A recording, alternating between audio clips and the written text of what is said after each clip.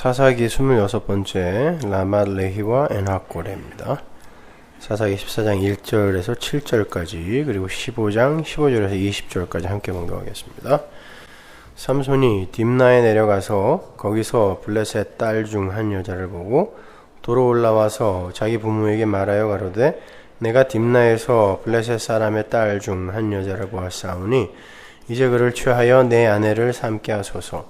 부모가 그에게 이르되 내 형제들의 딸 중에나 내 백성 중에 어찌 여자가 없어서 네가 할례 받지 아니한 블레셋 사람에게 가서 아내를 취하려 하느냐.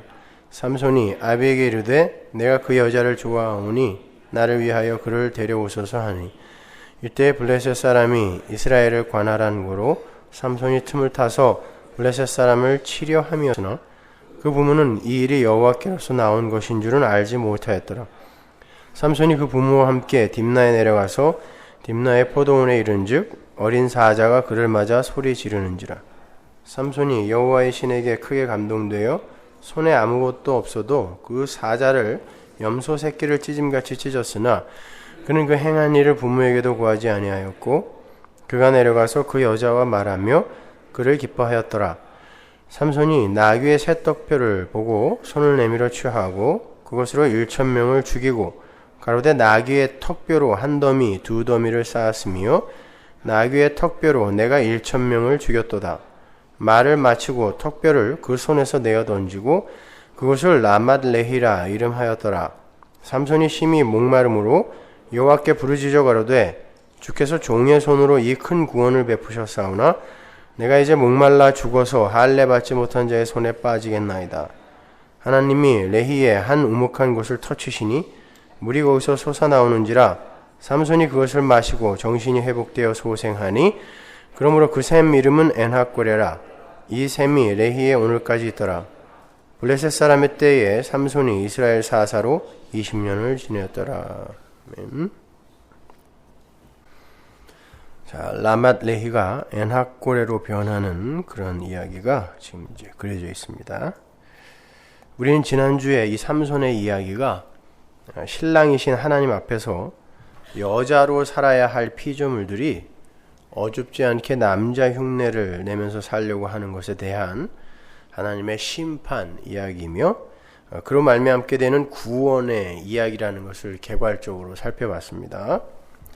하나님은 자기 자신의 이름을 위해서 살고자 하는 피조물들의 추구와 그 시도를 당신의 철장으로 박살을 내셔서 결국 신랑에게 온전히 순종을 하는 여자로 만들어내심으로 당신과 하나로 연합을 시켜서 하나님의 아들로 완성을 해내신다는 그 천상의 시나리오가 이 삼손의 이야기뿐 아니라 성경 전체의 주제인 것입니다. 기억나세요? 지난주에 공부하신 거?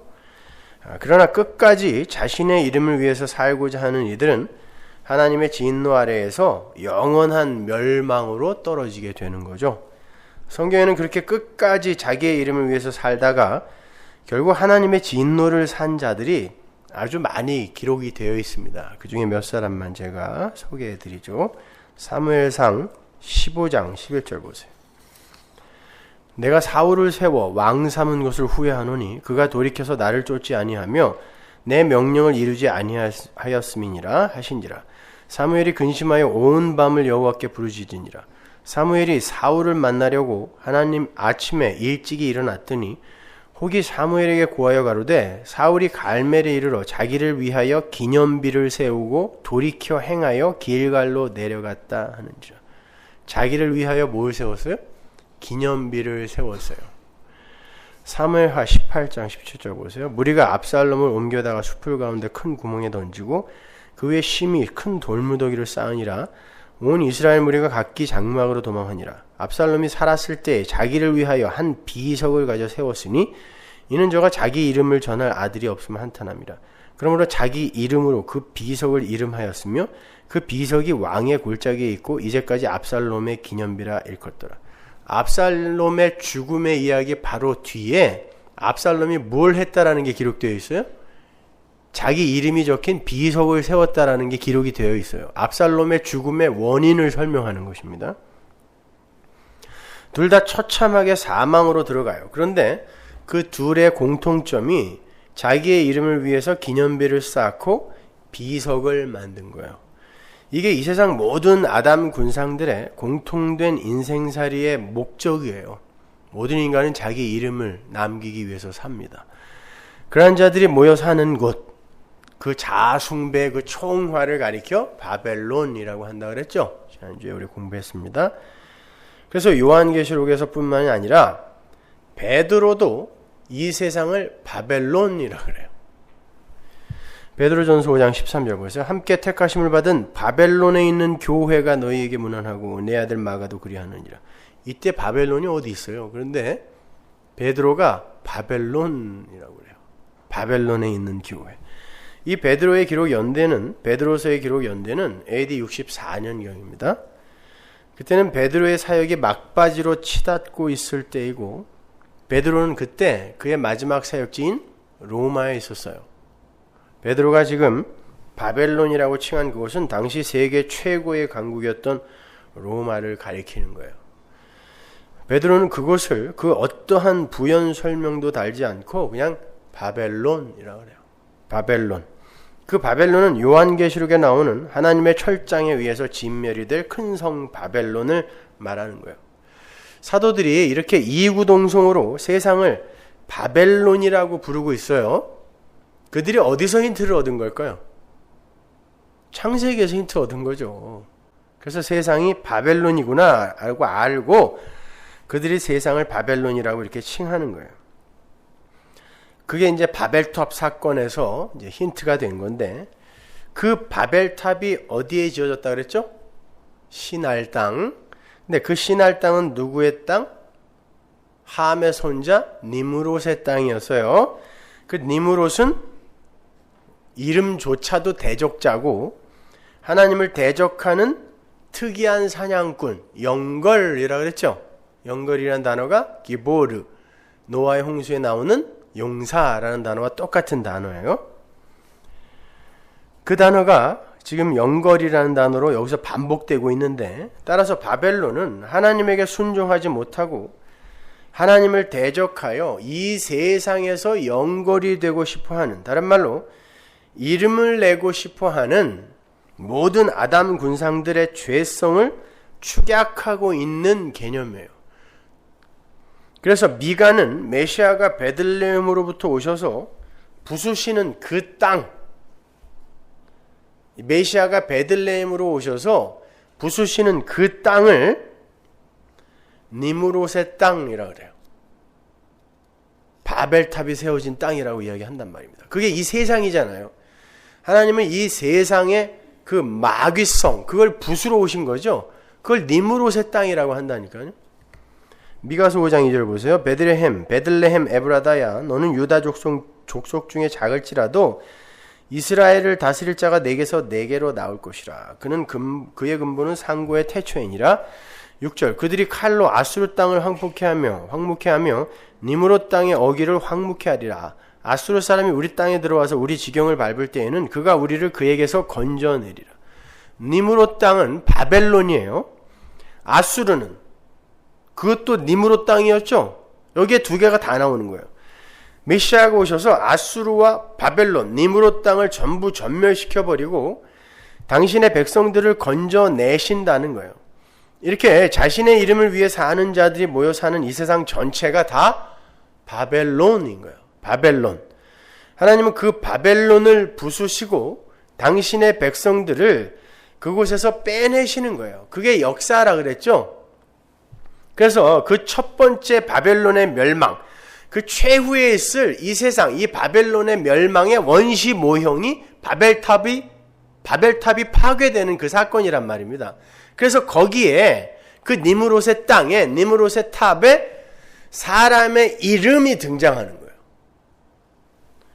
창세기 11장 4절 보세요. 또 말하되 성과 대를 쌓아 대 꼭대기를 하늘에 닿게 하여 우리 이름을 내고, 이게 히브리 원어로 번역을 하면 우리의 이름을 우리에게 주자라는 뜻이에요. 우리의 이름을 우리에게 주자.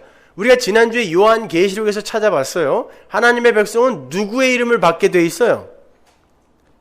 하나님의 이름, 하나님과 그 아들의 이름을 그 이마에 새겨버리잖아요. 그런데 우리의 이름을 우리에게 주면 어떻게 되는 거예요? 그 이름 못 받는 것입니다. 그들을 하나님이 부수시는 거예요. 그게 바로 바벨론의 실체예요. 하나님은 그걸 심판하시는 것입니다. 그렇게 자신들의 이름을 내기 위해서 하나님마저도 방법과 수단으로 동원해내는 이 세상 바벨론은 우리의 마음 밭에서 출발하는 거라 그랬죠. 딴 데 있는 게 아니에요. 바벨론이 여기에서 시작되는 거란 말입니다. 그러한 인간 존재의 그 마귀성이 모여서 하나의 세력으로 규합한 게 바벨론이에요. 그 바벨론은 내 마음에서부터 출발하는 거예요. 근데 하나님은 당신의 백성들에게 찾아가셔서 그들의 마음속에 있는 바벨론을 이 역사 속에서 부수시는 거란 말입니다. 그게 영혼 속에서 부서지면 영원히 부수어져야 되기 때문에 그걸 지옥이라 그래요. 역사 속에서 부수어져야 영혼 속에서 살아요. 그래서 결국 그들의 눈은 큰 성 바벨론에서 옮겨지게 되고 하나님이 준비하신 도성으로 초점을 맞추게 되는 것이죠. 바뀌는 거예요.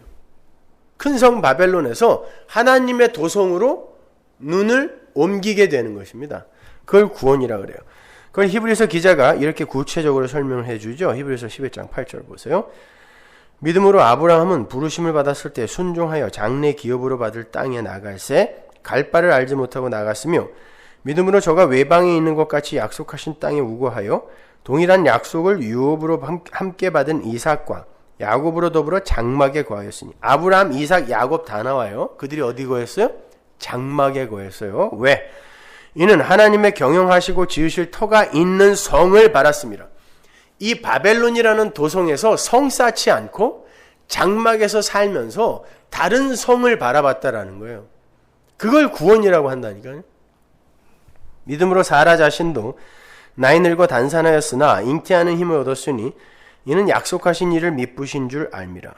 이러므로 죽은 자와 방불한 한 사람으로 말미암아 하늘의 허다한 별과 또 해변의 무수한 모래와 같이 많이 생육하였느니라. 이 사람들은 다 믿음을 따라 죽었으며 약속을 받지 못하였을 때 그것들을 멀리서 보고 환영하며 또 땅에서는 외국인과 나그네로라 증거하였으니 이같이 말하는 자들은 본향 찾는 것을 나타냅니다. 저희가 나온 바 본향을 생각하였다면 돌아갈 기회가 있었으려니와 저희가 이젠 더 나은 본향을 사모하니 곧 하늘에 있는 것이라. 그러므로 하나님이 저희 하나님이라 일컬음 받으심을 부끄러워 아니하시고 저희를 위하여 한 성을 예비하셨느니라. 이 성으로 우리의 눈을 옮겨가시는 걸 신앙생활이라 그래요. 아브라함, 이삭, 야곱 그 대표적인 약속의 후손들이 텐트, 장막에서 살았다 그래요. 요즘도 툰드라 지역에 사는 사람들은 그 춤이라는 장막을 치고 살죠. 그 사람들이 그 장막 치는 거 보니까 썰매에서 장대 3개 꺼내서 착착착 세우더니 거기다가 술록에 가지고 그냥 촥 덮어요. 끝. 집이에요, 그것이. 그러니까 누구네 집이 더 좋고 누구네 집이 더 나쁘고 이런 걸 따질 이유가 없어요. 거기는. 베두인들도 마찬가지죠. 중동 지역에 사는 베두인들, 유목민들. 이 세상에서 여러분 지진을 제일 두려워하지 않는 사람들이 누군지 아세요? 그 툰드라 지역에 사는 그 사람들과 이 베두인들이에요. 땅이 아무리 흔들려도 잃을 게 없어. 집도 흔들리지도 않아요. 그거는요. 청룡열차 타는 거예요. 잠시. 그 사람들은. 우리는 가진 게 너무 많아서 이렇게 해일도 두려워하고 쓰나미도 두려워하고 지진도 두려워하고 이러는 거예요. 아브라함, 이삭, 야곱이 바로 그렇게 베두인처럼 노마드처럼 툰드라 지역에 사는 그 사람들처럼 그렇게 살았다라는 거예요. 근데 성도가 바로 이 땅에서 그렇게 외국인이요 나그네로 살라고 부르심을 받고 있단 말입니다. 근데 하나님과 관계없는 이 세상 사람들은 이 세상의 땅에다가 그리고 건축물에다가 자신의 이름을 새기고 싶어 하죠. 그래서 하나님이 이 세상 모든 인간들을 자기 성을 건축하는 건축자들이라고 부르시는 거죠. 그들은 예수의 이름을 이마에 새기러 오시는 하나님을 거부하게 되어 있어요. 왜냐하면 자기들의 건축물들과 자기들의 땅이 부정을 당해야 예수님의 이름이 새겨질 수 있거든요. 인간의 문패가 지워져야 하나님의 이름이 적힌 문패가 새겨질 수 있어요. 그런데 인간들이 그걸 싫어한단 말이에요. 그래서 건축자들은, 이 세상 건축자들은 예수라는 모퉁이돌을 자꾸 포도원 밖으로 던져버리는 거죠. 아들을 죽여서 던져버리잖아요, 포도원 농부들이. 그런데 그러한 세상 건축자의 마음이 우리 안에 공히 존재하고 있단 말이에요. 그 사람들 욕할 게 아니라. 그래서 하나님은 우리 안으로 들어오셔서 우리의 건축물들을 부수어 버리시는 거예요. 거기에 마음 두지 말라고. 그때 그들의 눈이 하나님께서 만드신, 우리가 버린 예수라는 모퉁이 돌로 지어진 바로 그 하늘의 도성으로 옮겨지게 되는 거예요. 우리가 그 모퉁이 돌을 포도원 밖으로 던졌는데 하나님이 그걸 모퉁이 돌 삼아 집을 지으시죠. 성을 지으시죠. 그게 하나님 나라예요. 그리고는 그걸 던진 자들을 끌어들이는 걸 구원이라고 그래요. 면목 없는 구원. 그게 히브리서 11장의 믿음의 선진들의 삶이었어요. 그곳에 삼손의 이름이 들어가 있단 말입니다. 히브리서 11장 32절 보세요. 내가 무슨 말을 더하리요? 기드온, 바락, 삼손, 입다와 다윗과 사무엘과 및 선지자들의 일을 말하려면 내게 시간이 부족하리로다.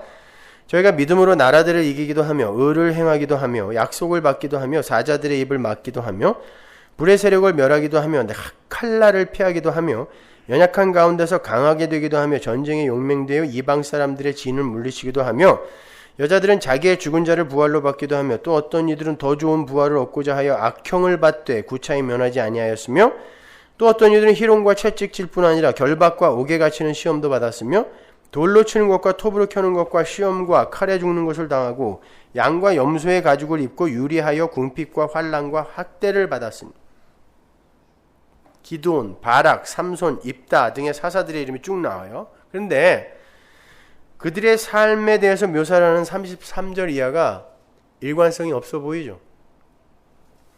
어떤 때는 승리자의 삶을 사는 듯 싶다가 사자의 아가리를 막 찢기도 하고 그러다가 죽도록 고생을 하는 모습으로 나타나기도 해요.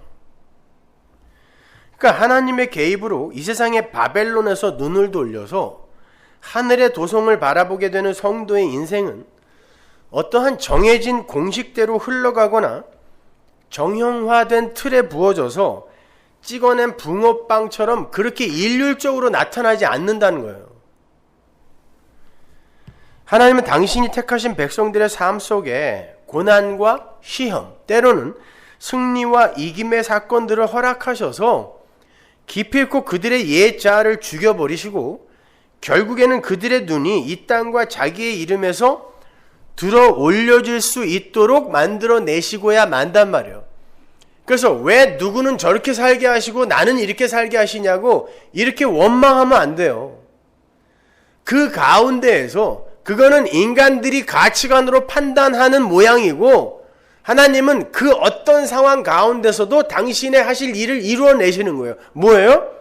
내 백성 역사 속에서 죽여버리는 거예요. 옛자 죽이는 거.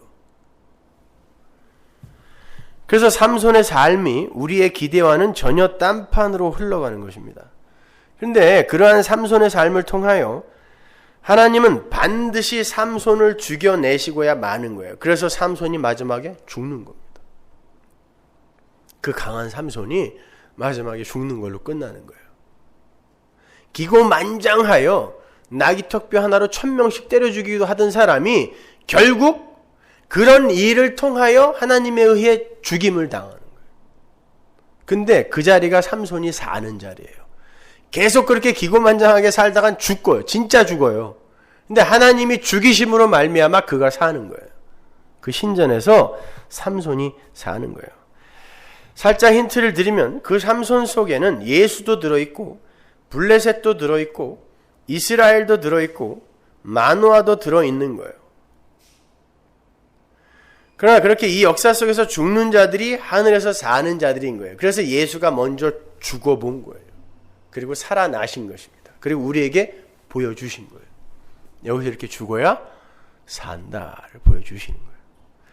사실 이 삼손의 이야기를 제가 굉장히 자신 있게 풀 수 있을 줄 알았는데 공부를 하다 보니까 이 삼손에 대해서 제대로 적어놓은 책이 단 한 권도 없어요. 단 한 권도. 세상에 어떻게 그럴 수 있는지 모르겠어요. 그래서 오늘 점심때까지 잘 썼다가 다 찢어버리고 아무래도 아닌 것 같아요. 그래서 정말 오늘 만약에 저녁 때까지 원고 못 쓰면 그냥 콘서트 하고 만다. 그런 마음으로 읽어봤는데 그 속에 예수가 들어있었습니다. 이미 말씀드렸던 것처럼 사사기에 등장하는 사사들은 하나님에 의해 죽임을 당해야 할 우리의 육적 자아의 추악한 현실과 그 속에서 당신의 백성들을 건져내시는 메시아를 이중적으로 모형하고 있었죠. 입다, 기드온 다 마찬가지잖아요. 그래서 기드온이나 입다 등도 힘을 추구하고 자신의 영광을 위해서 여러 가지 실수를 하는 것을 폭로당하기도 하는 거예요. 제사까지도, 서원까지도 이용해 먹는 그런 자로 폭로당하는 거죠. 그러나 하나님은 그 속에서 홀로 일을 하심으로 당신의 백성들을 그들의 손을 통해 건져내시는 거예요. 마찬가지예요. 삼손은 분명 자신의 목숨을 내어놓고 하나님 백성들의 대적들과 함께 죽어버림으로 말미암아 하나님의 백성들의 구원에 기여를 하는 메시아의 모형이에요. 그런데 삼손의 삶은 자기의 힘과 지혜만을 의지하여 자신의 명성과 영광과 가치와 쾌락과 선호를 위해 일로 매진하는 그 당시 그 이스라엘의 모습을 그대로 또 담고 있어요. 오늘 본문을 보시면요, 삼손이 이방의 블레셋 여인인 딥나의 여인과 결혼을 하는 것으로 그의 이야기가 시작이 돼요. 삼손은 나면서부터 나실인입니다. 나실인은 하나님께 바쳐진 거룩한 사람이죠. 그는 다른 사람보다 더 성실하게 하나님의 법을 대해야 했던 사람이에요. 그리고 그는 이스라엘의 사사였어요. 따라서 이스라엘에게 주어진 율법에 대해서 누구보다 철저해야 했던 사람이 삼손인 거예요. 하나님은 당신의 백성이 이스라엘에게 이방 여인들과의 결혼을 여러 번이나 엄격하게 금하셨어요.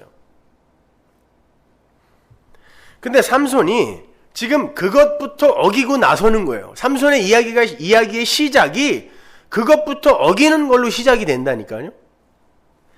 하나님 백성들의 그 이방 여인과의 결혼은 하나님만을 사랑해야 하는 하나님의 신부들의 그 간음과 같은 거였어요. 그래서 하나님이 막은 거예요. 그러한 삼손의 모습은 당시 이스라엘의 모습을 그대로 반영하고 있는 거예요.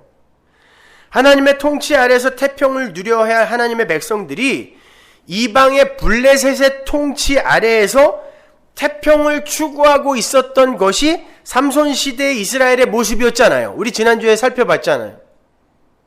야, 우리 잘 살고 있는데 왜 네가 블레셋을 격동해서 이렇게 긁어부스럼을 만들어? 그리고 삼손을 묶어서 블레셋에게 갖다 줘버렸잖아요. 이게 간음하는 이스라엘의 모습이란 말입니다. 그래서 안식이라는 그 이름을 가진 마노아가 블레셋의 통치 아래에서 처음 등장하는 거라 그랬죠. 이 이야기를 지금 펼쳐갈 거야 라는 그 힌트를 주고 있는 거란 말입니다. 하나님의 목전에서까지 죄를 저지르고 있는 그 이스라엘을 하나님이 블레셋에게 줬는데 그 블레셋 통치 하에서 마노아, 안식이라는 남자가 존재하고 있는 거예요. 그 이야기가 바로 당시의 이스라엘의 모습이었단 말이에요. 그리고 사사기 전체에 나타나는 이스라엘의 모습이 바로 그거였죠. 틈만 남은 이방의 우상들을 가져다가 아주 우상 전시장을 만들어 버리잖아요. 그게 간음하는 이스라엘이란 말이에요. 이방신의 딸과 결혼하는 그러한 저주받을 짓, 하나님이 누누이 경고하신 바로 그런 짓이었단 말입니다. 말라기가 그러한 이스라엘의 패역을 이렇게 기술해요. 말라기 2장 11절 보세요. 유다는 괴사를 행하였고 이스라엘과 예루살렘 중에서는 가증한 일을 행하였으며 유다는 여호와의 사랑하시는 그 성결을 욕되게 하여 이방 신의 딸과 결혼하였으니 이 일을 행하는 사람에게 속한 자는 깨는 자나 응답하는 자는 물론이요 만군의 여호와께 제사를 드리는 자도 여호와께서 야곱의 장막 가운데서 끊어버리시리라. 하나님 나라에 합당하지 않다는 거예요. 아주 끊어버리겠다는 것이죠. 이방신의 딸들과 결혼을 한 유다, 이스라엘이에요. 하나님의 저주예요. 이스라엘은 그렇게 끊어짐을 받아야 하는 자들이었어요. 그런데 그러한 이스라엘을 구해내라고 하나님에 의해 보내심을 받은 삼손이 이스라엘과 똑같이 블레셋 여자와 결혼을 하겠다고 나선 거예요. 지금 똑같은 모습으로 등장하는 거예요. 이게 바로 구원의 역설이라는 거예요. 메시아가 죄인과 연합이 되는 그런 형국인 거예요. 삼손은 이방 여자와의 결혼으로 나실인, 즉 구별된 자로서의 자격을 상실해야 마땅해요. 그런데 그러한 삼손의 모습이 하나님에 의해 연출이 되고 있는 거예요. 보세요. 사사기 13장 24절. 여인이 아들을 낳으며 이름을 삼손이라 하니라. 아이가 자라며 여호와께서 그에게 복을 주시더니 소라와 에스다올 사이 마하네단에서 여호와의 신이 비로소 그에게 감동하시니라. 지금 성령이 삼손에게 임했어요. 그게 지금 삼손의 삶의 시작이에요. 뿐만 아니라 블레셋 여자를 택해서 삼손이 결혼을 하려고 한 것도 하나님에게서 나온 작전이었어요. 본문 4절 보세요. 이때 블레셋 사람이 이스라엘을 관할한 고로 삼손이 틈을 타서 블레셋 사람을 치려 함이었으나 그 부모는 이 일이 여호와께로서 나온 것인 줄은 알지 못하였더라. 보세요. 성경이 그 일이 삼손이 딥나 여자와 결혼하려고 한 그 일이 여호와께로부터 나온 것이다 라고 분명하게 증거하고 있잖아요. 하나님이 그렇게 만들었다는 거예요. 이 구절에서 삼손이 틈을 타서 블레셋 사람을 치려 했다라고 나오는데 그건 잘못된 해석이에요. 히브리 원어를 보면 삼손이라는 단어 자체가 없어요. 그 구절에. 오히려 블레셋 사람을 치다의 그 주어는 여호와 하나님이에요. 오역이에요. 번역이 잘못된 거예요. 그러니까 이 구절을 이해하기 쉽게 번역을 하면 하나님께서 블레셋 사람을 치려고 계획을 세우셨는데 삼손이 치려고 한 게 아니라 그 방법으로 채택이 된 것이 삼손과 블레셋 여자와의 결혼이었다가 되는 거예요. 이제 이 이방과 간음하고 있는 이스라엘을 하나님이 구원하기 위해 삼손을 보냈는데 그 이방과 간음을 하고 있는 우상과 간음을 하고 있는 그 이스라엘을 구원해내는 방법으로 하나님이 보낸 자가 이방 여자와 결혼을 하게 만들어 버리는 거예요. 그게 뭐예요? 십자가입니다. 그것이.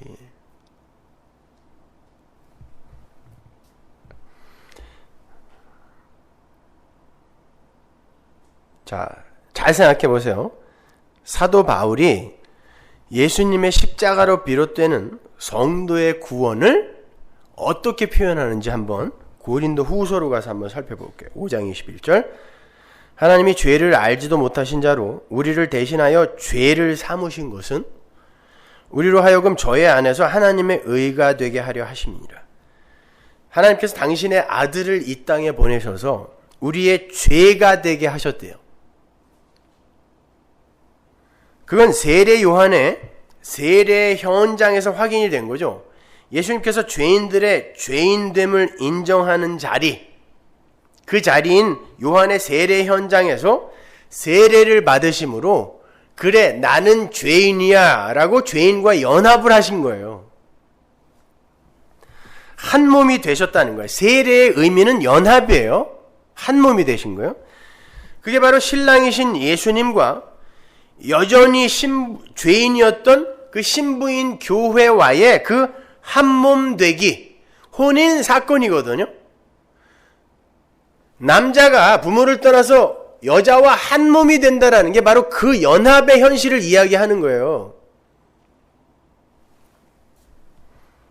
갈라디아서에도 똑같은 이야기가 나와요. 갈라디아서 3장 13절. 그리스도께서 우리를 위하여 저주를 받은 바 되사 율법의 저주에서 우리를 속량하셨으니 기록된 바 나무에 달린 자마다 저주 아래 있는 자라 하였습니다. 개역 성경은 저주를 받은 바 되사라고 번역을 했지만 헬라어 성경은 저주가 되사예요.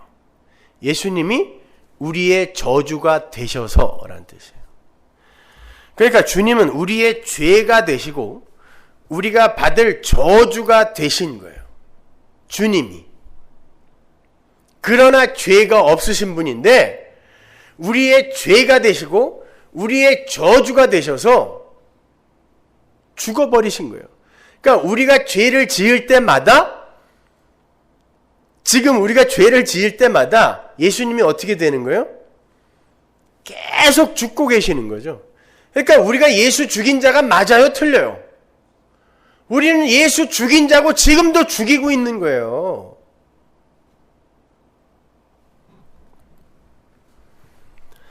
그렇게 함으로 해서 우리의 죄와 우리에게 쏟아부어질 저주가 동시에 다 소멸이 되어버렸어요. 그걸 믿기만 하면 된다가 구원이에요. 그렇죠? 그걸 믿기만 하면 된다. 그 말은 하나님의 은혜 앞에서 완전히 항복한 자만이 구원에 이를 수 있다라는 거예요. 거기에 뭘 더 보태야 된다가 아니라 그걸 믿기만 하면 된다라는 건 다른 방법이 없다는 뜻이잖아요. 오늘 본문에서 삼손이 바로 그렇게 죄인들과 연합이 되셔서 십자가에서 죽으신 예수의 모형으로 등장하는 거예요. 메시아가 죽어야 할 이방 여자와 혼인을 함으로 해서 그 여자가 살아나게 되는 구원의 현실이 그 속에 담겨 있는 거예요. 그래서 삼손의 이야기가 이방 여자와의 사사, 메시아가 이방 여자와 혼인하는 걸로 시작이 되는 거예요. 여기서 이방 여자는 간음한 자로 죽어야 하는 이스라엘을 가리키는 거예요. 그 자들이 신랑이신 예수님에 의해서 조건 없는 사랑을 받아서 영원한 저주로부터 분리가 되는 거예요.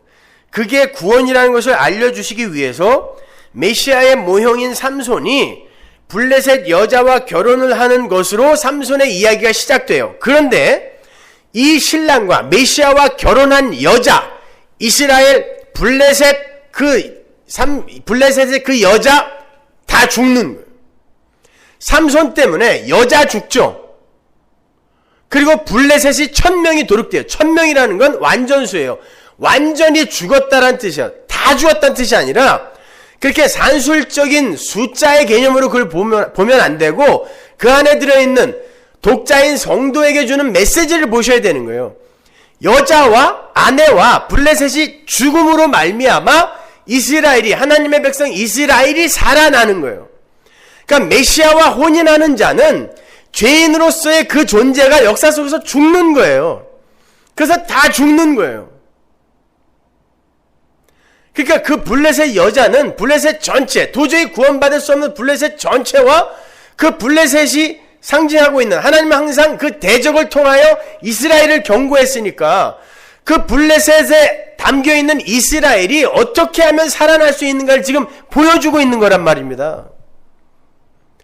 용맹 있는 삼손을 본받자 이런 얘기 아니라니까요.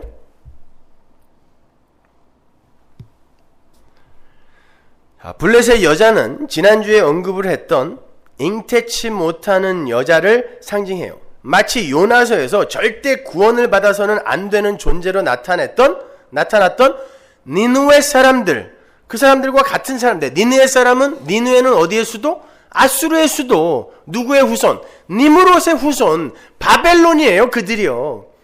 근데 그러한 바벨론, 아수르가 어떻게, 그 니무롯의 후손이 어떻게 살아나느냔 말이에요.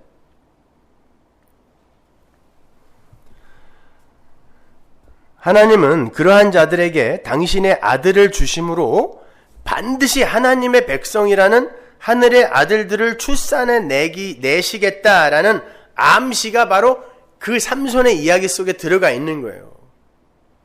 그래서 하나님의 아들인 예수가 신랑으로 이 세상에 이 지저분한 창녀들과 결혼하러 내려오시는 거예요. 그게 인카네이션입니다. 불가능한 창녀 고멜에게 당신의 종인 호세아를 계속해서 보내시는 하나님의 그 마음, 그것이 여기에서 원시적으로 또 드러나고 있는 거예요. 호세아서 2장 18절 보세요. 그날에는 내가 저희를 위하여 들짐승과 공중의 새와 땅의 곤충으로 더불어 언약을 세우며 또 이 땅에서 활과 칼을 꺾어 전쟁을 없이 하고 저희로 평안히 눕게 하리라. 내가 네게 장가들어 영원히 살되 의와 공변됨과 은총과 긍휼이 여김으로 네게 장가들며 진실함으로 네게 장가들리니 내가 여호와를 알리라. 누구 얘기하는 거예요? 고멜 속에 들어있는 이스라엘. 고멜이 누구예요? 창녀. 나란 말이야. 나. 내가 너한테 장가들 거야. 그리고 장가들어서 이 역사 속에서 너 죽여버리고 영원 속에서 내 신부로 영원히 함께 살 거야. 그 이야기 하는 거예요. 호세아의 이야기는 그 이야기예요. 로암미, 로루하마 다 그 회복의 이야기잖아요. 내 백성이 아닌 곳에서 내 백성을 부를 거고 내 긍휼이 도저히 부어지지 못할 곳에서 내가 긍휼을 베풀리라. 호세아의 아이들의 이름이잖아요. 이것이. 삼손은 자기의 이름을 위해서 이 세상의 힘을 축적하고 자랑하는 이 세상 바벨론의 모습을 담고 있는 동시에, 그러니까 이방 여인을 찾아가서 낼름 아내로 삼는 거죠. 그죠? 동시에 자신의 이름을 버리고 구원자, 즉 예수라는 이름으로 이 세상에 오신 그 예수의 모습을 동시에 그리고 있는 거예요. 예수라는 이름은 이 역사 속에서만 쓰는 이름이에요. 하나님 나라에는 없어요, 그 이름. 근데 그 이름을, 인간의 이름을 갖고 이 세상에 창녀들과 결혼하러 오신 게 예수란 말입니다. 그 이야기 하는 거예요. 생각해 보세요. 삼손이 블레셋 여자와 결혼을 하겠다고 부모의 만류도 뿌리치고 딥나로 내려간 건 힘과 쾌락을 추구하는 이 세상 바벨론의 모습이에요. 그러나 자신의 유익과 쾌락을 위해서가 아닌 하나님의 뜻을 이루시기 위해서 잉태치 못하는 여자, 더러운 여자, 부정한 여자로 취급을 받던 이방 여자와 혼인을 하심으로 하나님의 백성을 출산해내시는 예수님의 모습을 동시에 담고 있는 거예요. 자, 그건 도저히 인간의 상식이나 이성의 울타리 안에서 용해되어질 수 있는, 용해되어서 이해되어질 수 없는 내용이죠. 어떻게 창조주가 피조물을 구원하기 위해서 타락한 죽은 흙인 피조물과 결혼을 합니까? 창조주가 싹 쓸어버려야지. 이 힘의 원리 속에서 사는 우리의 이성 안에는 그게 이해가 안 되잖아요. 그죠? 어떻게 그게 이해가 돼요? 그것도 자기 목숨을 빙패물로 내놔요. 목숨을 주고 피조물을 살리냐고요? 싹 죽여버리고 다시 만들지. 어떻게 강한 자가 약한 자를 위해서 자신의 목숨을 내놓고 죽어서 그 속에서 생명을 출산해냅니까? 그건 힘의 원리 하에서는 도저히 이해되어질 수 없는 비밀이에요. 그래서 그 삼손의 혼인 이야기 바로 밑에 아무도 풀 수 없는 수수께끼 이야기가 따라 붙는 거예요. 이거 세상이 깜짝 놀래야 될 그런 내용인데 나만 놀랬나 봐요. 이 세상에서 가장 강한 짐승이라고 여겨졌던 어린 사자가 등장해요. 어린 사자라는 건 고양이만한 갓난 사자를 말하는 게 아니라 힘없는 늙은 사자에 대조되는 힘있는 젊은 사자란 뜻이에요. 가장 사나운 사자. 그 사자가 사사에게 맞아 죽어요. 그런데 그 속에서 달디단 꿀이 창조가 돼요. 그 꿀이 잉태치 못하던 마노아와 삼손의 어머니에게 먹여지죠. 그 꿀을 퍼먹은 삼손이 그 사실을 퀴즈로 만들어서 블레셋 사람들에게 내놓습니다. 그 수수께끼 내용이 이래요. 보면 14절. 삼손이 그들에게 이르되 먹는 자에게서 먹는 것이 나오고 강한 자에게서 단 것이 나왔느니라. 그들이 3일이 되도록 수수께끼를 풀지 못하였더라. 나쁜 놈이죠, 이건요. 이걸 어떻게 풀으라는 얘기예요? 이걸 누가 풀어요? 이 수수께끼는 그 현장을 경험한 사람만이 알 수 있는 거죠. 다른 사람은 때려 죽여도 몰라요. 어떻게 알아요, 이것을? 근데 그 내용이 뭐냐면 먹는 자에게서 먹는 게 나오고 강한 자에게서 단 것이 나온다는 거예요. 여기에서 먹는 자, 강한 자는, 그러니까 잡아먹는 자, 강한 자는 사자를 말하는 거고, 단 거, 먹는 것은 꿀을 말하는 거죠. 먹는 자, 강한 자는 히브리 사람들에게 있어서 승리자, 힘 있는 자를 가리킬 때 쓰는 말이었고요. 먹는 것, 단 것은 사람의 생명을 존재케 하고 유지케 하는 생명 에너지, 생명의 근원을 가리키던 거였어요. 히브리 사람들에게 있어서. 그런데 이 수수께끼가 지금 죽어야 할 하나님의 대적 블레셋에게 던져지고 있단 말이에요. 당시 블레셋은 이스라엘을 통치하고 있던 강한 자, 먹는 자였죠. 이스라엘을 먹어버린 자였잖아요.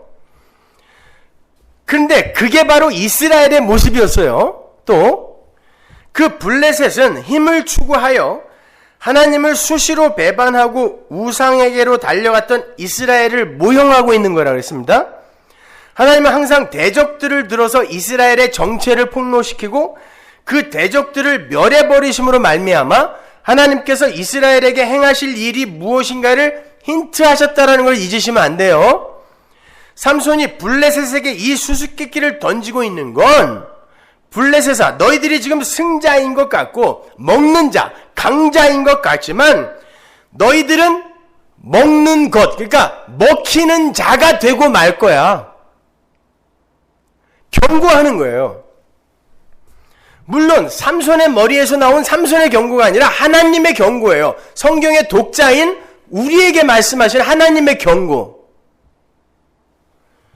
그리고 아울러서 그러니까 성도들에게 교회들아, 너희는 지금 하나님의 백성이라고 하면서도 힘을 추구하고 세상의 가치를 숭앙하며 이 세상에서 강한 자, 먹는 자로 살고 싶어 한다. 그런데 그게 바로 선악과를 따먹고 하나님처럼 살겠다고 나선 아담의 모습 아니었니?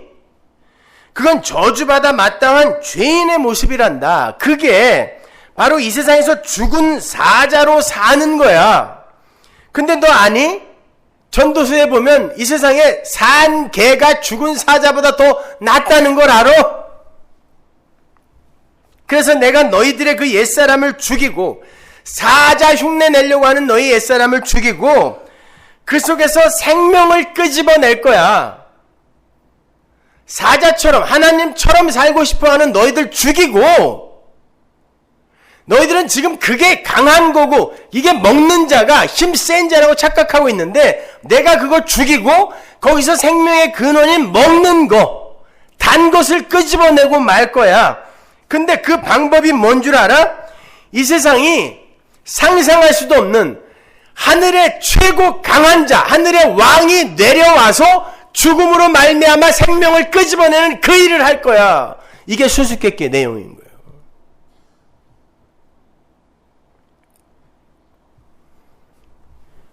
이게 바로 그 수수께끼의 진의예요. 그렇다고 삼손이 그 모든 내용을 다 알고 사자를 죽이고 꿀을 퍼먹고 수수께끼를 내고 한 게 아니에요. 삼손은 자신의 나실인 신분을 까맣게 잊고 사자를 죽이고 시체를 만지고 그 속에서 꿀까지 퍼먹는 세상의 바벨론으로 살아요. 육적 삼손은. 근데 하나님께서 그러한 자를 서서히 죽여가신단 말입니다. 결국 그 죽은 사자는 삼손 속에도 들어있었던 거예요.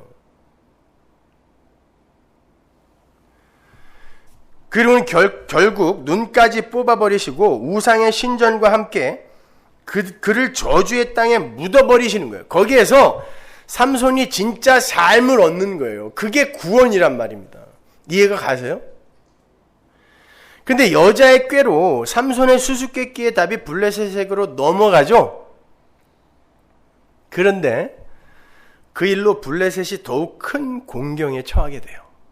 사사기 14장 17절 보세요. 7일 잔치할 동안에 그 아내가 앞에서 울며 강박함을 인하여 제7일에는 그가 그 아내에게 수수께끼를 풀어 이르매 그 아내가 그것을 그 민족에게 고하였더라.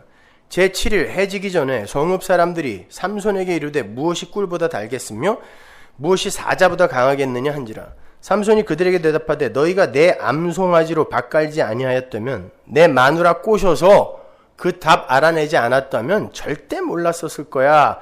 나의 수수께끼를 능히 풀지 못하였으리라 하니라. 여호와의 신이 삼손에게 크게 임하심에 삼손이 아스글론에 내려가서 그곳 사람 30명을 쳐 죽이고 노략하여 수수께끼 푼 자들에게 옷을 주고 심히 노하여 아비집으로 올라갔고. 여러분 잘 보세요. 계시라는 건요, 지금 그 수수께끼는 예수 그리스도의 십자가라는 계시를 담고 있는 거죠.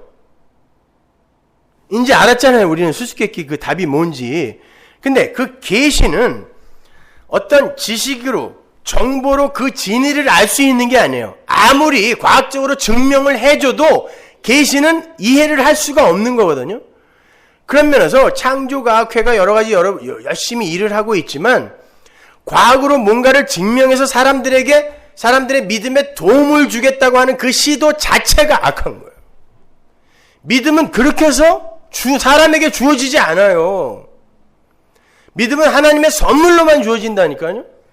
근데 뭘 자꾸 과학으로 증명을 해서 맞지? 그게 신비주의랑 똑같은 거예요. 보고 믿겠다라는 거. 믿음은, 하나님의 계시는, 묵시는 그런 과학적인 어떤 논리적인 증명으로도 절대 이해되어질 수 없는 거예요. 하나님이 하나님의 신, 성령을 보내서 이해시켜 줘야 이해가 되는 거거든요. 요한복음 14장 26절 보세요. 보혜사 곧 아버지께서 내 이름으로 보내실 성령 그가 너희에게 모든 것을 가르치시고 내가 너희에게 말한 모든 것을 생각나게 하시리라. 누가? 성령이 오셔야. 그런데 오늘 우리가 공부하고 있는 본문에서 성령을 받은 자는 삼손 하나뿐이에요. 그래서 하나님의 신이 삼손에게만 계속 지금 임하고 있는 거예요. 나머지는 그 수수께끼를 못 풀어야 돼요. 근데 어설픈 지식으로 나는 알아 라고 나서는 이들이 생긴 거예요, 지금. 그러면 하나님이 칭찬해 줄 줄 알았는데 오히려 다 때려 죽여버려요. 그때부터. 나는 알아 라고 한 그 시점부터 다 때려 죽인단 말입니다. 이 일로 블레셋이 큰 공경에 처하게 되는 거예요. 나는 알아 라고 삼손에게 답을 이야기했더니 어설프게 이 팩트 몇 가지를 가지고 이게 그거지 라고 답을 이야기했더니 그때부터 30명 때려 죽여 거기다가 그 일로 말미암아 삼손이 노해서 집으로 돌아갔더니 마누라를 장인이 딴 사람에게 주는 바람에 삼손이 노해서 그 블레셋의 포도원, 그 올리브 농원, 뭐 곡식 다 태워버려요. 여우 300마리를 잡아서 그걸 묶어서, 그걸 어떻게 한꺼번에 잡아서 꼬리를 묶었는지 모르겠지만 하여튼 잡았어요. 하나님의 신이 임해서. 그래놓고 다 태워버렸어요. 그랬더니 이놈들이 또 이스라엘을, 삼손의 장인과 그 여자를 가서 또 태워 죽여버려요. 그리고는 이스라엘을 찾아가서 삼손 내놔라 그래요. 근데 이스라엘이 또 삼손 잡아다 주죠. 근데 그 일로 말미암아 낙이 턱뼈로 다 죽는 거예요. 그러니까 발단이 뭐예요? 성령이 임하지 않았는데 나는 그 묵시, 그 진리 알아 라고 나설 때 다 죽는 거예요.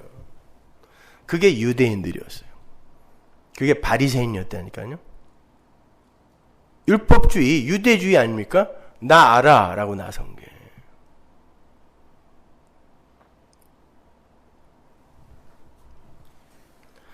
계시록 2장 9절 보세요. 내가 네 환난과 궁핍을 아노니 실상은 네가 부유한 자니라. 자칭 유대인이라 하는 자들의 회방도 아노니 실상은 유대인이 아니요 사단의 회라. 뭘 안다고 자기는 하나님을 섬긴다고 하는데 실제로 그들은 마귀 새끼들이야 이야기하는 거예요. 실제로 그들은 마귀 새끼들이야. 그들이 누굴 방해해요? 교회를 방해한다 그러잖아요. 하나님을 섬긴다고 하는 그 마귀 새끼들이 교회를 방해한다니까요. 자기들이 진짜 교회라고.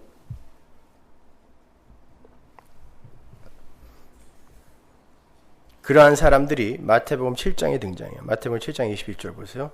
나더러 주여 주여 하는 자마다 천국에 다 들어갈 것이 아니요 다만 하늘에 계신 내 아버지의 뜻대로 행하는 자라에 들어가리라.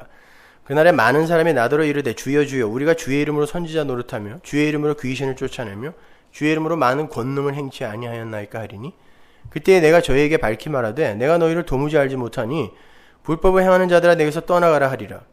그러므로 누구든지 나의 이 말을 듣고 행하는 자는 그 집을 반석 위에 지은 지혜로운 사람 같으리니 비가 내리고 창수가 나고 바람이 불어 그 집에 부딪히되 무너지지 아니하나니 이는 주초를 반석 위에 놓은 연고요. 나의 이 말을 듣고 행치 아니하는 자는 그 집을 모래 위에 지은 어리석은 사람 같으리니 비가 내리고 창수가 나고 바람이 불어 그 집에 부딪히며 무너져 그 무너짐이 심하니라. 여기 보시면 주님의 이름을 간절히 부르던 사람들이 등장하죠. 오죽하면 심판대 앞에서도 자기의 열심들을 내세우면서 하나님의 판결에 불만을 토로해요. 왜 날 모른다고 하세요? 내가 얼마나 열심히 일을 했는데. 근데 하나님께서 그들을 지옥으로 쫓아버리세요. 난 니들 몰라. 그리고는 거기에 비유를 덧붙이시는데 모래 위에 지은 집, 반석 위에 지은 집이에요. 왜 그들을 지옥으로 쫓아버렸다 그래요? 내 말을 듣고 행하지 않은 자예요. 하나님의 말씀을 성령에 의해 올바로 이해하지 않고 나는 안다라고 들고 뛴 자들 있죠. 세상을 개혁하겠다. 깨끗한 교회를 만들겠다. 이런 애들 있잖아요. 촛불 들고 걸핏하면 나가는 애들.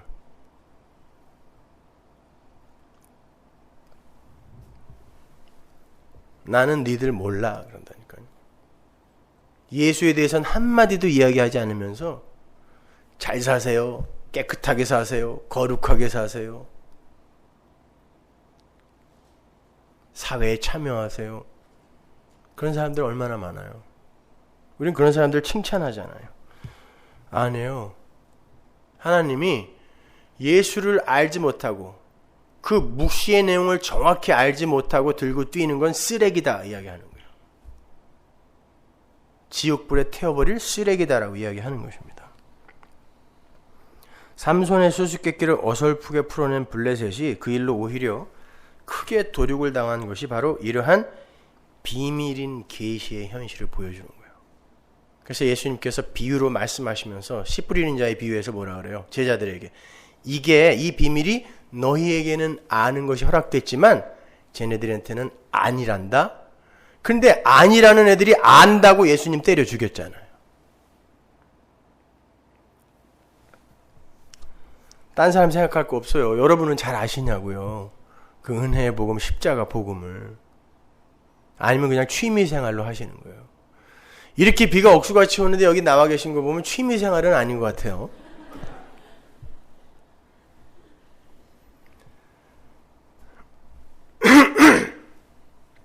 삼손의 수수께끼는 분명 강한 자는 그리고 먹는 자는 멸망하고 그 속에서 생명이 나와야 한다라는 것을 메시지로 담고 있는데요. 삼손이나 블레셋이나 모두 강한 자가 되기 위해서 자기의 이름들을 내기 위해 서로 계속 복수하고 있죠. 하나님은 이 둘을 다 죽일 수밖에 없어요. 그래서 신전에서 같이 죽는 거예요. 그들이 죽어야 진짜 하나님의 백성이 사는 거라니까요. 그 삼손과 그 블레셋이 바로 우리니까 그게 죽어야 돼요. 그래서 그러한 삼손과 블레셋의 전쟁 와중에 자신들의 안위를 챙기겠다고 삼손을 묶어서 블레셋에게 넘기는 이스라엘의 모습이 삽입이 되어 있는 거예요. 삼손, 블레셋, 이스라엘 다 똑같이 보여주는 거예요. 허투루 들어가 있는 내용이 단 한 가지도 없어요. 다 똑같이 그러니까 그 중에 아무나 하나 죽여도 이 셋이 다 죽는 거예요. 근데 하나님은 이스라엘을 구원해내잖아요. 그래서 삼손과 블레셋이 대표로 죽고 이스라엘이 사는 거예요. 하나님의 백성을 상징하는 이스라엘이. 그건 비단 그들의 문제일 뿐만 아니라 지금 현재의 우리의 모습이기도 해요. 우리도 우리의 유익과 행복 앞에서 수시로 예수님을 결박해서 대적에게 내주지 않습니까? 취미 생활을 위해서 예수님 꽁꽁 묶어갖고 벽에다가 확 처박아 놓고 못 나오게. 노는 동안은 나오지 마세요. 불편하니까. 자식의 출세를 위해서, 사업을 위해서 온갖 불법, 비리 다 행하고 예수님 꽁꽁 묶어서. 그거 사단에게 내주는 거 아니에요. 예수님 꽁꽁 묶어서. 야, 내가 요일 할 때만큼은 갖고 있어 이거. 우리 모습이에요. 그래서 죽이는 거예요. 예전에 우리 모습이 아니라 지금 우리의 모습이잖아요. 이것이. 그들은 하나님의 철장에 맞아서 죽은 사자가 되지 아니하면 절대로 단 것을 낼 수 없는 잉태치 못하는 자들이에요. 단지 삼손은 성경의 독자인 교회를 위해서 메시아의 역할을 하고 있을 뿐이고 블레셋은 마귀의 역할을 하고 있을 뿐이에요. 삼손이 뭐가 잘나서 지금 메시아의 역할을 하고 있는 것이 아닙니다. 삼손도 블레셋과 다를 바가 없는 자지만 하나님의 은혜를 입어서 믿음을 선물로 받아서 이 역사 속에서 육적 자아의 죽음을 경험하고 하늘의 존재로 다시 살게 되는 것일 뿐이에요. 그도 하나님의 은혜가 아니면 죽을 수밖에 없는 죽은 흙에 불과한 거예요. 그래서 오늘 본문을 보시면 삼손이 하나님의 대적 역할을 하고 있는 블레셋을 새 나귀 턱뼈로 1000명이나 때려 죽이고 자신도 죽을 위기에 처하는 그림이 나오는 거예요. 네가 뭐가 잘나서 이런 대적들을 다 물리치고 승리를 한 게 아니라 대적을 물리친다라는 건 우리의 육적자가 다 죽고 이제 새 사람으로 완성되는 그 시점을 이야기하는 거예요.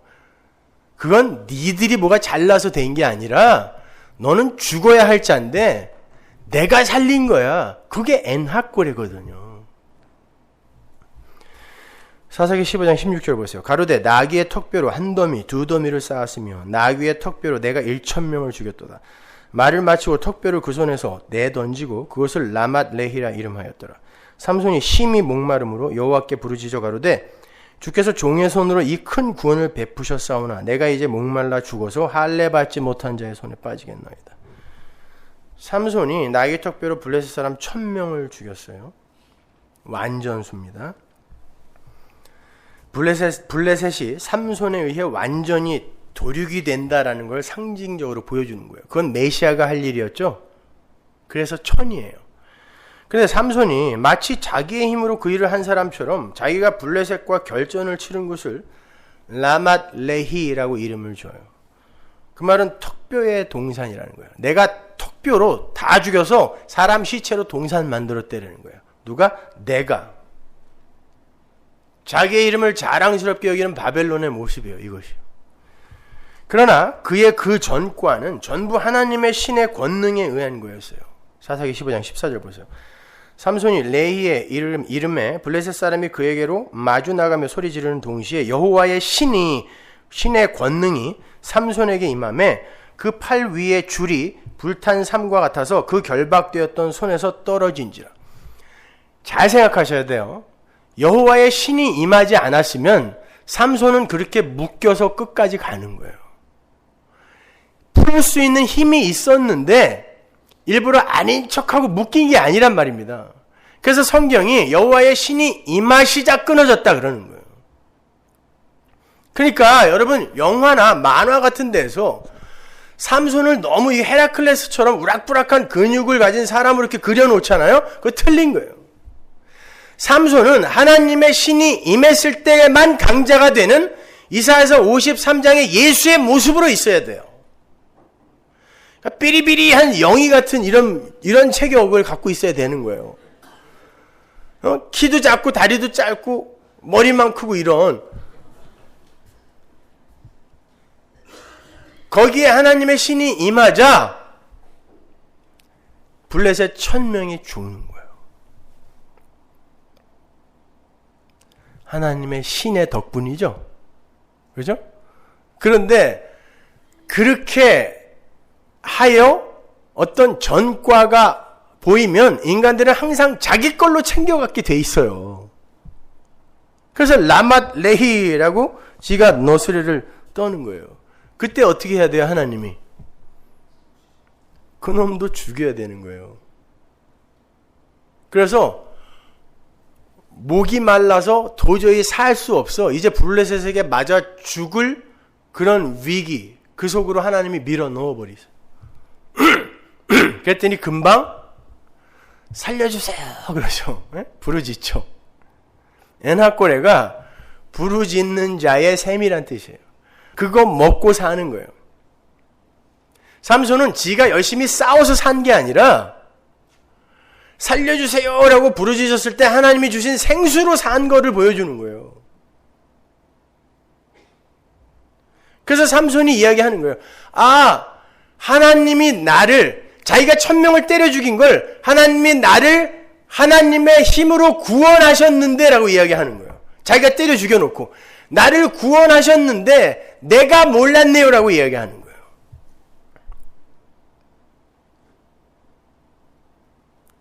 이게 우리가 이 인생의 마지막 날 외쳐야 되는 소리예요. 엔하꼬레, 하나님 살려주세요. 그 생수 마셔야 사는 거예요. 우리가 뭘 해서 사는 게 아니라. 난 하나님의 은혜가 아니면 죽은 자에 불과합니다 라는 그 고백 속에서 생명수가 뿜어져 나오는 거예요. 그게 삼손의 이야기입니다. 그러니까 성도의 인생은 라맛 레히가 부수어지고 그 자리에 엔하꼬레가 열리는 철저한 자기 부인의 현장인 거예요. 그래서 바로 그 레히에 엔하꼬레가 있더라라고 이 삼손의 이야기에 명확하게 기록이 되어 있는 거예요. 라맛 레히에 엔하꼬레가 열렸더라. 하나님이 그거 부순 거예요.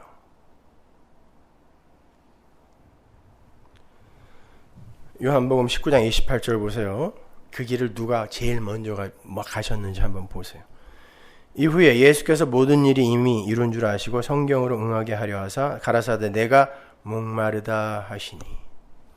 삼손이 내가 목마르다 하고 부르짖자 하나님께서 레히의 우묵한 곳을 터치게 하셔서 그에게 생수가 주어졌죠. 예수님께서 똑같이 내가 목마르다 라고 외치세요. 그 예수가 우리의 목마름을 다 품어 안으시고 십자가에서 죽으심으로 그 목마름이 해결 안 됐다는 거예요. 그분이 죽었다는 건. 목마름이 해결되면 살아야 돼요. 그 목마름을 품어 안고 죽으셨어요. 그분이 우리의 목마름을 다 가져가신 거라니까요. 그리고는 자기의 피로 우리에게 마시운 거예요. 그걸 구원이라 그래요. 근데 그 피가 나를 살리는 것이다라는 것을 알기 위해선 나는 그 피가 아니면은 도저히 존재할 수조차도 없는 자네요 라는 것을 이 역사 속에서 처절하게 경험해야 돼요.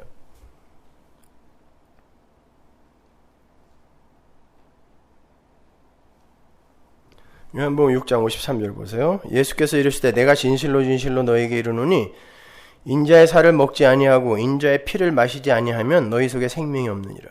내 살을 먹고 내 피를 마시는 자는 영생을 가졌고 마지막 날에 내가 그를 다시 살리리니 내 살은 참된 양식이요 내 피는 참된 음료로다. 내 살을 먹고 내 피를 마시는 자는 내 안에 거하고 나도 그 안에 거하나니 살아계신 아버지께서 나를 보내심에 내가 아버지로 인하여 사는 것 같이 나를 먹는 그 사람도 나로 인하여 살리라. 사마리아 여인에게도 그러죠. 요한복음 4장에서 나를 마셔. 내가 목마르지 않는 생수 줄게 그러잖아요. 요한복음 7장 37절 보세요. 명절 끝날 곧 큰 날에 예수께서 서서 외쳐 가라사대 누구든지 목마르거든 내게로 와서 마셔라. 나를 믿는 자는 성경의 이름같이 그 배에서 생수의 강이 흘러나리라 하시니 이는 그를 믿는 자의 받을 성령을 가리켜 말씀하신 것이라. 성령 없이 엉뚱하게 들고 뛰는 자, 블레셋 어떻게 됐어요? 다 죽었어요. 마찬가지예요. 성령 없이 아무리 많은 혁혁한 전공 세우고 업적 쌓아도 여러분 나중에 아이고 목말라 하고 죽게 돼요. 성령이 함께 하심으로 그분이 여러분의 삶 속에서 이루시는 일을 내놓으셔야 돼요.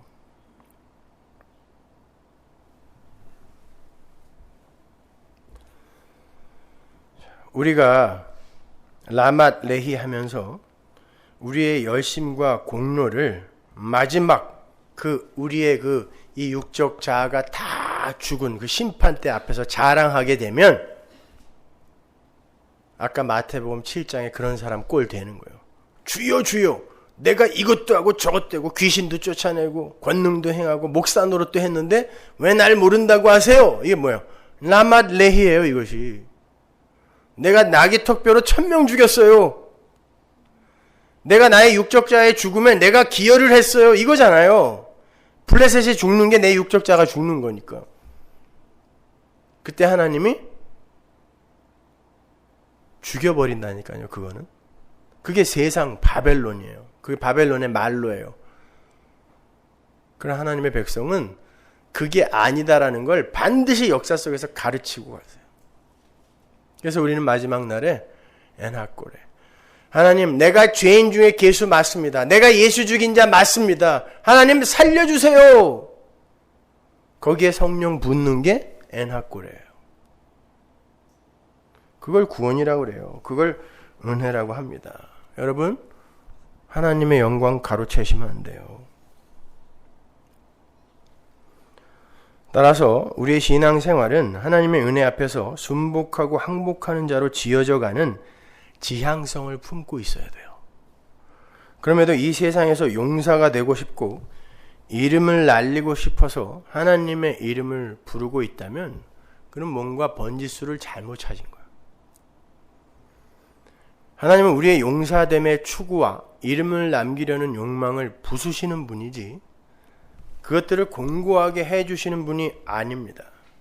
하나님은 반드시 우리에게서 엔하골의 고백을 드러내시고야 마세요. 여러분이 삼손과 방불하게 이 세상에서 가장 힘이 센 사람이 되고 혹은 가장 부유한 사람이 되고 혹은 그 누구도 흉내낼 수 없는 업적과 공로를 쌓는다 할지라도 하나님께서 생수를 부으시지 않으시면 죽을 수밖에 없는 존재임을 알라라는 것이 삼손의 이야기의 핵심이에요. 그래서 여러분에게 재산 줄 수 있고 그래서 여러분에게 명예 줄 수 있어요. 그래서 여러분에게 사업을 망하게 할 수도 있고 그래서 여러분의 명예를 땅 끝까지 실추시켜 버릴 수도 있어요. 그러나 하나님의 백성은 그 속에서 알더라는 것입니다. 그거 내 거 아니다라는 거. 따라서 여러분은 힘센 삼손을 부러워하지 마시고 우리 어렸을 적에 가끔 꿈 한 번씩 꾸잖아요. 내가 삼손만큼 힘만 셌으면 저거 그냥 그 삼손 부러워하면 안 돼요.